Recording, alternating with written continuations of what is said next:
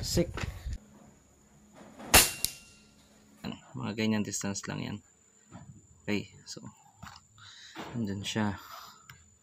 Yun yung parang stick na yan na nasa gitna. Gamit ang unit na to. Available pa yan. So first shot.